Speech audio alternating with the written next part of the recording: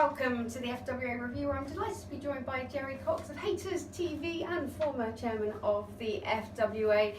Only one place to start, really, after the weekend's action, Gerry.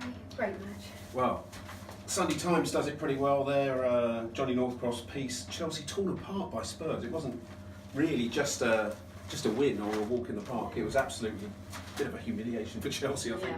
Yeah. And Maurizio Sarri was very honest in his assessment. He's pretty damning about his players.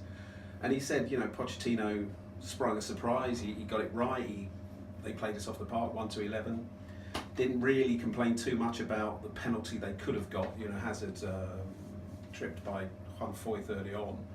And he said, really, it probably wouldn't have made much difference. You know, Spurs, if they'd have got 5 or 6, probably wouldn't have been out in unjust. So a good win for Spurs, and a lot of questions for Chelsea fans and Sarri to start addressing. Yeah, Hazard the same as well. He said, yeah, he agreed with Andy Gray, who said on beIN Sport that he couldn't see how that wasn't a penalty, but he just said that it was all over. The rest of the team needs to go back and tear that apart. But particularly that formation up front with Pochettino, the 1-2 with Dele Alli off Kane and Son, and really reaps the rewards, isn't it? That was a bit different, you know. I mean, Dele has been playing a more withdrawn role. We spoke to him after the game actually, and he was sort of outlining.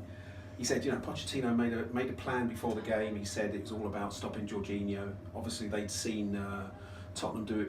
They'd seen Everton do that a couple of weeks earlier, and got a draw at Stamford Bridge where Jorginho had been nullified. And I think it was Richarlison that day, wasn't it? Yeah, and it showed up in the stats. Spurs, the two teams that dealt with him the best. So Pochettino put Dele Alli on him, and not only did a great job nullifying Jorginho, scored the opening goal, and the assist for Son's goal. So you know, pretty good day at the office for Dele. And it was interesting chatting to him in the tunnel after the game. You know, there's a bit more maturity about him, and he said it himself. You know, if you look at his first 2-3 seasons at Spurs, it was all about assists, numbers, goals and assists. You know, he's right up there. I mean, he's way ahead of people like Frank Lampard and Steven Gerrard at this stage of his career, at this age, in terms of those stats in the Premier League. But his game is now refined a bit more. It's probably a deeper lying role. You know, as Jonathan Liu pointed out, I think that's where he really started out at Milton Keynes, you know, MK Dons. More deep lying, sort of Steven Gerrard type of player, you know, and I'm not sure he'll quite be that sort of player either for Tottenham or England. Yeah. But it's interesting to see, you know, that he's now probably a more orthodox midfielder, but he has still got that fantastic goal threat. Yeah, some of the back pages talking, of course, about the video that was released and Pochettino sort of playing that down as an incident, but suggesting all focus on the game, how it's out any player. But I think ultimately that was a sensational performance from him, wasn't it? Yeah, and answers his critics quite quickly on the pitch. So yeah, well, that's the best way to do it, really. You know. Obama. Bam, yeah, nice cartoon style headline there in the Sun. Yeah, I mean he's obviously up and running as well. Arsenal are clinging on there to Tottenham's coattails, and it's, you know, it's a nice sort of three-way race developing behind City and Liverpool, with Arsenal, Spurs, and Chelsea particularly. And of course, another big derby coming up next weekend at Arsenal against Tottenham, which is always a lively game, but added spice, I think, given the positions they're in at the moment. So, yeah, and Arsenal, you know, although not the best performance all round at Bournemouth, yes, they got the result, and that man's still scoring goals. So, you know, it's positive. This will be a big talking point for a lot of people, though. Mesut Ozil on the bench didn't even warm up at half-time when they were drawing. It looked like there was no intention to play him from Emery, and he's talked about he needed the players that were best suited physically, and that's interesting, isn't it? Because Ozil would have been one of few players that had the international break off, few players of his quality. It's Europa League, he doesn't really need to be played in the Europa League. I mean, they want to finish top, so that is obviously a key factor, but that's are we reading too much? Alan Smith, FWA member, did say that it's quite hard to fit him into this new Emery system, so maybe he just selected his best team. It's interesting that, you know, Mesut Ozil is no longer a sort of automatic pick for Arsenal, and you know, obviously a lot of the issues that he had under Wenger and the fans were sort of getting on his back, and a lot of critics were sort of saying he doesn't work hard enough, he doesn't put himself about enough, and you know, that seemed to have gone away. But maybe Emery sees a team that's, you know, without him in certain matches, you know, Bournemouth maybe being one of them, the team's strength is better without him, without that sort of maverick player who's a brilliant playmaker and goal scorer when he can be.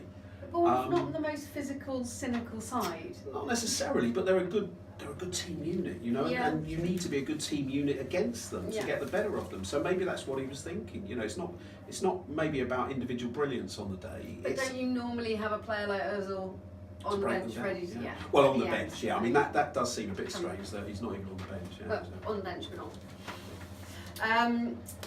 United facing painful reality as draw against Crystal Palace. I don't think many would have predicted that. No disrespect, but that's going to be an area of concern for them now. I mean, 7 points from. Yeah, I've seen Palace a couple of times recently, and they haven't been bad. They're not as bad as their position suggests, but you wouldn't really expect them to go to Old Trafford and hold out to a 0-0 there. So that would be a concern. I mean, it was a lively game. It wasn't as if United didn't have chances. But the fans expect better than that, that's the problem. And the gap at the top gets wider, against not just with City, but with Liverpool and Tottenham continuing to win and Arsenal, United getting further and further behind, You were at the Watford match, Liverpool, another penalty decision that was questionable, but... Yes, now again, that one, at 0-0, Will Hughes, listen, he looked like he was taken out by Robertson. The referee had a look at it, didn't book Hughes for diving, so I don't know what his decision was, but it looked like a penalty then. And at 0-0, that may have been a decisive point. Liverpool they were pressing forward, and Watford was defending stubbornly. But Liverpool weren't firing like, it wasn't like the Liverpool we saw last season. Firmino's playing a much deeper role.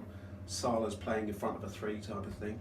Mane was very good actually, his new contract. And been recognised for an award coming up soon as well. So But Liverpool did enough, and it was interesting again, speaking to Klopp afterwards, he was saying, listen, we needed to evolve from last year. They had a terrible record actually under Klopp of conceding or losing points from winning positions. I think they're probably one of the worst of the top sort of half dozen teams. So he really wants to change that mentality. They've only conceded, I think, 5-6 goals in the league at most. So they're much tighter unit. Obviously, a goalkeeper and Van Dijk coming in from last year. But I think the mentality is about closing out games, and they did it. They once they did get ahead, then there wasn't really. They didn't look like they were going to concede. So there's a new mental toughness about them.